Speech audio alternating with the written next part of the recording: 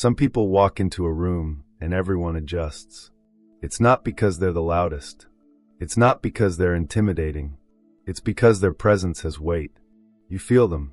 And if they were gone, the absence would echo. Others, however, fade into the background. They give endlessly, they accommodate instinctively, they make themselves available like air. And like air, they're often unnoticed until they're gone. The uncomfortable truth is this: most people don't fear losing you because you've trained them not to.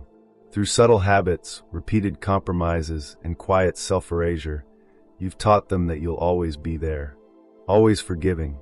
Always patient. Always willing to wait.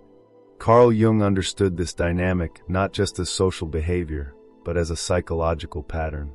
He believed that every relationship is a mirror, a reflection of how we perceive ourselves and the roles we unconsciously play.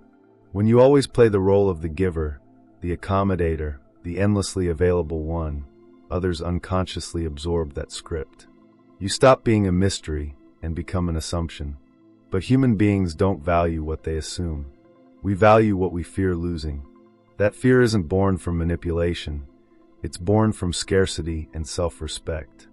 Think about it. Why do we panic when we lose our keys, but barely notice them on the table each day? Why does the idea of losing something suddenly make us aware of its worth? It's because the human psyche pulls things into consciousness the moment they're at risk of disappearing. Jung wrote about this movement between the unconscious and the conscious. As long as something is constant, the mind files it away as background. The moment it becomes uncertain, it becomes vividly alive.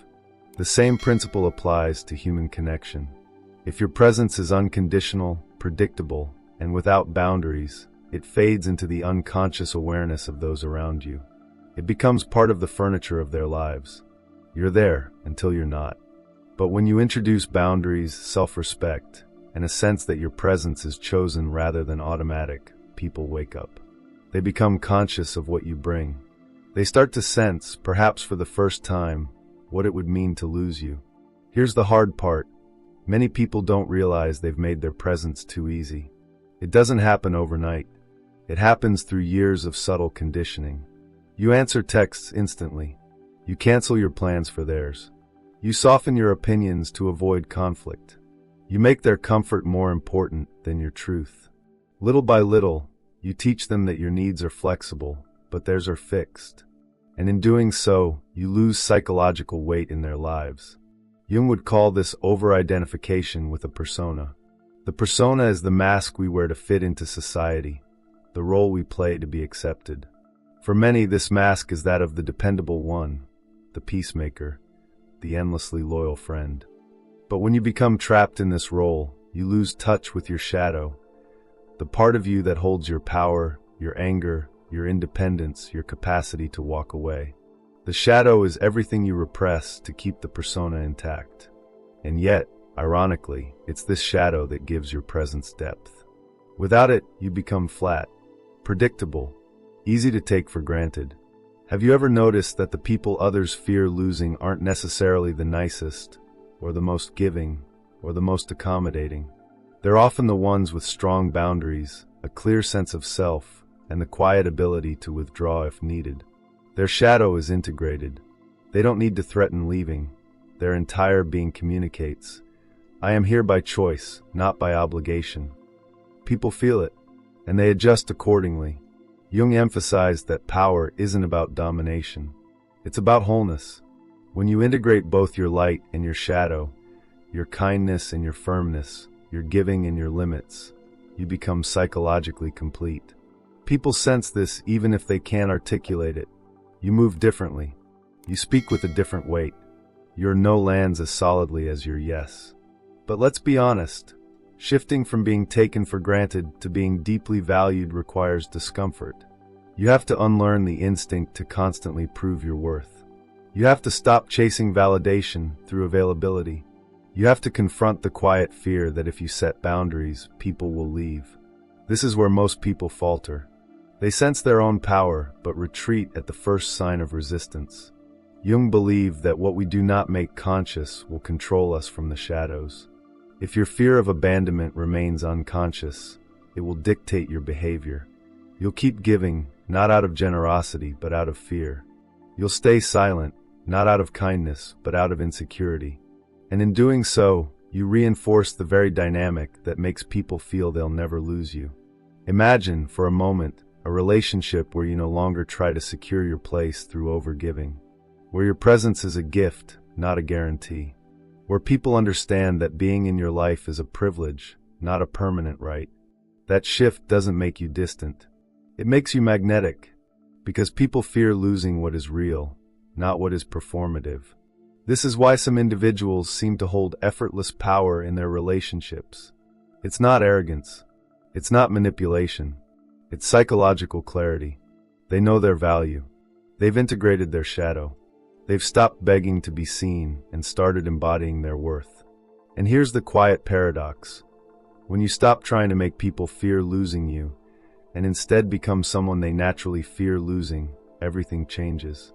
The fear doesn't come from threats or games. It comes from the unmistakable feeling that your presence matters, and it might not always be there. By the time people realize what they've lost, it's often too late. But when you embody this presence early on, they never stop being aware of it. The question is, are you willing to stop being taken for granted, even if it means some people will walk away when they can no longer lean on your endless availability? Because that moment of letting go is often the precise moment your power returns. You can always tell when someone has reached the point where their presence is no longer taken for granted. Something shifts in how they move through the world. It's subtle but unmistakable. They stop over-explaining their worth. They stop chasing people who don't reciprocate. They start holding their silence like it means something. And people respond. The same individuals who once dismissed their boundaries start listening. The same friends who assumed they'd always be available suddenly begin to show up with more effort. What changed wasn't the world around them. What changed was them. Jung believed that human relationships are fields of projection. We project our insecurities, our needs, our ideals, and our fears onto others, often without realizing it.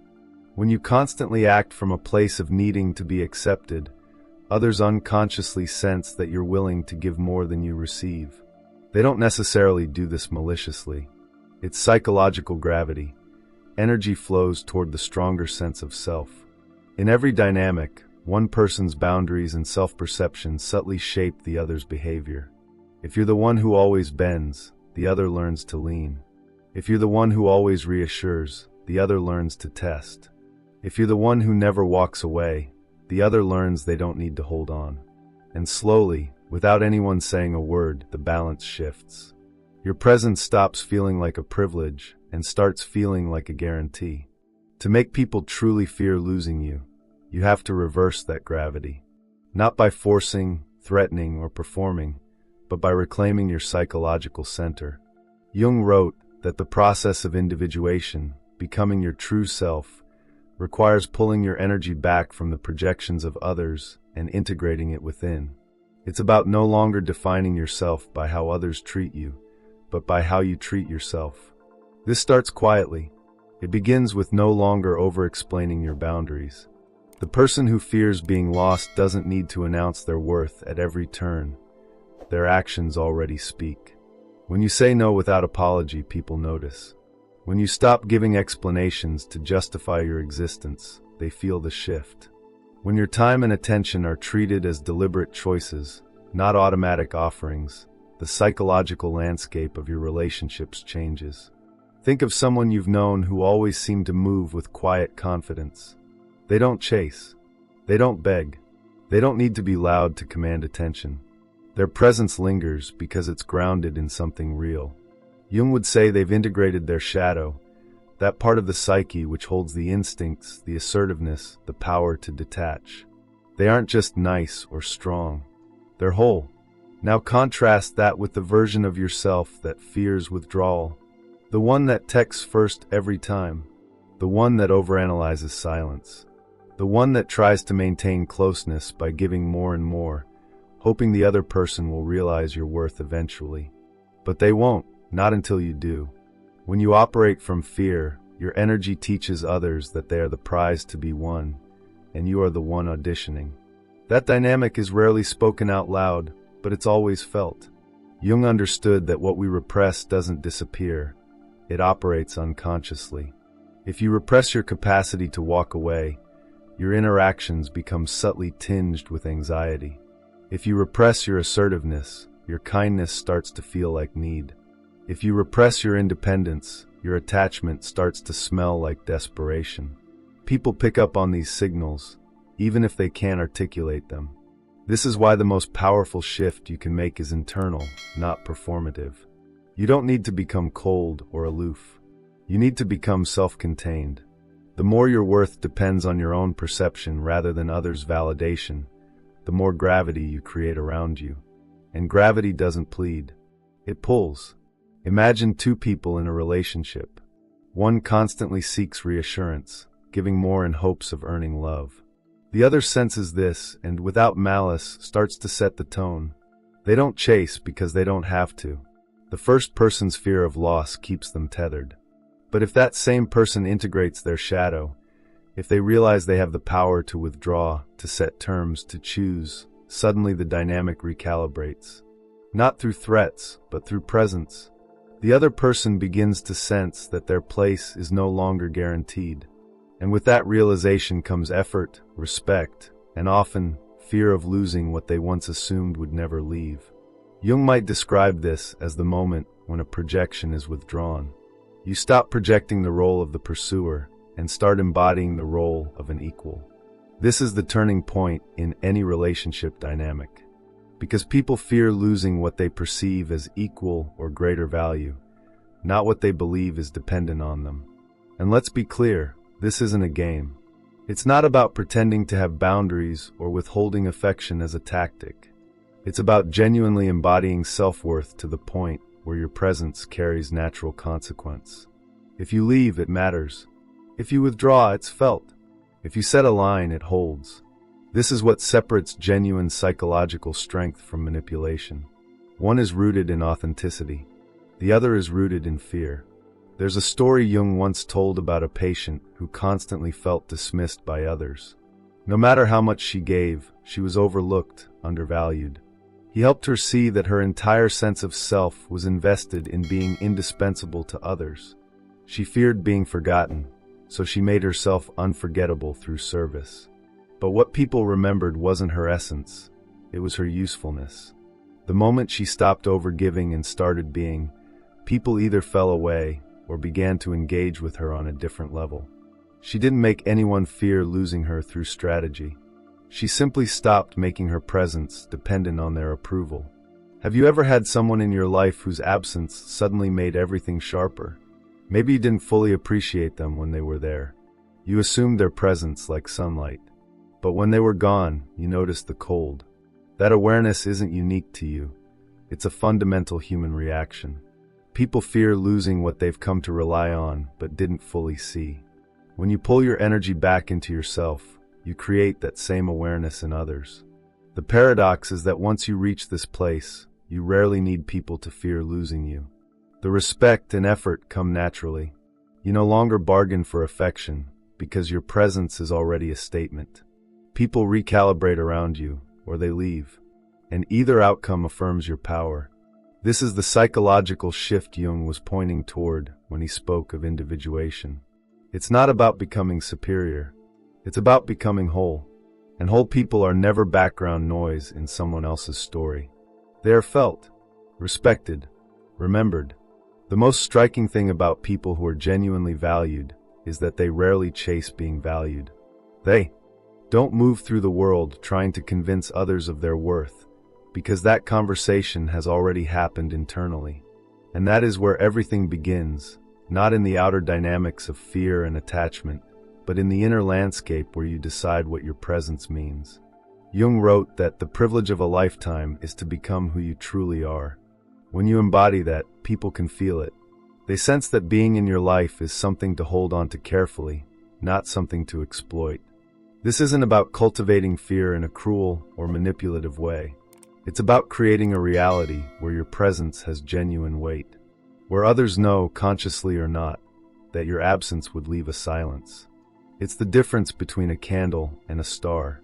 A candle flickers at the slightest wind, trying to stay alight for everyone. A star burns because it's self-sustaining. You don't keep it alive, it keeps itself alive. And because of that, the darkness would feel different without it. Jung's idea of individuation isn't just a psychological theory. It's a lived process of becoming solid, integrating the parts of yourself that you once pushed aside to keep others comfortable. Your assertiveness, your capacity to walk away, your refusal to settle for being background. When these are integrated, you stop orbiting around others. You become the center of your own gravity. And gravity, real gravity, doesn't beg for attention. It simply pulls. Many people fear that if they stop overgiving, if they stop trying to keep everyone close, they'll end up alone. But more often, what happens is this. The ones who only stayed because it was easy drift away. And the ones who truly see you step closer. Because when you no longer offer yourself indiscriminately, you create space for reciprocity. You give others a chance to choose you consciously. And those choices are worth infinitely more than the affection you had to earn through self-erasure. There's a quiet power in knowing that if someone loses you, it's not because you failed to prove yourself. It's because they failed to see. Jung often spoke of the importance of awareness, of bringing what is unconscious into the light. When people don't fear losing you, it's often because your value has sunk into the background of their awareness. But when you live in a way that demands presence through boundaries, self-respect, and integrated strength, you pull that awareness to the surface. Suddenly, they see you again. Think about the relationships that have shaped you most. Chances are, the ones that left the deepest imprint weren't defined by constant availability, but by the felt presence of the other person. Maybe it was a friend who carried quiet authority, a partner whose boundaries made their love feel more precious, a mentor whose time was rare and therefore unforgettable. These people didn't have to declare their worth. They simply lived it, and you adjusted to their gravity. When you step into this way of being, you stop living as if your worth depends on others recognizing it. You stop giving more in the hope that someone will suddenly wake up. Instead, you live as if the recognition has already happened within you, and slowly people respond. Some step up, some step aside, but all reveal themselves. This is what it truly means to make people fear losing you. Not because you've played games, not because you've withheld love, but because you've become someone whose presence is a conscious experience, not unconscious wallpaper. Jung would say that this is when relationships move from projection to reality. You are no longer a role they assume will always be there. You are a full, integrated human being standing in your own center. And here's the paradox that most people miss. The moment you stop needing others to fear losing you is usually the moment they start to. Because nothing is more compelling than someone who could stay, could love, could give, but doesn't need to. That quiet autonomy is magnetic. It's the heartbeat of respect. So ask yourself this, honestly and without flinching. If you were to pull your energy fully back into yourself, who would still hold on? Who would notice the silence your absence would create? Who has been relying on your presence as a given, and who has been cherishing it as a gift? Those answers are often uncomfortable, but they're clarifying, and clarity is where real power begins. As you move forward, remember, this isn't about becoming distant or hard. It's about becoming whole. It's about stepping out of unconscious patterns and into deliberate presence. When you do, you don't have to make anyone fear losing you. They simply will. Because people fear losing what is rare, self-possessed, and real. And if this conversation has stirred something in you, if a quiet voice inside is saying, "I've been giving too much of myself away," don't let that insight slip back into the background. Keep it alive. Reflect on it. Return to it. This space is here for those kinds of awakenings. Subscribing isn't about chasing content. It's about staying in dialogue with the parts of you that are ready to stop being taken for granted. In the end, the fear of losing you isn't something you demand. It's something you become. And when you do, the world around you adjusts accordingly.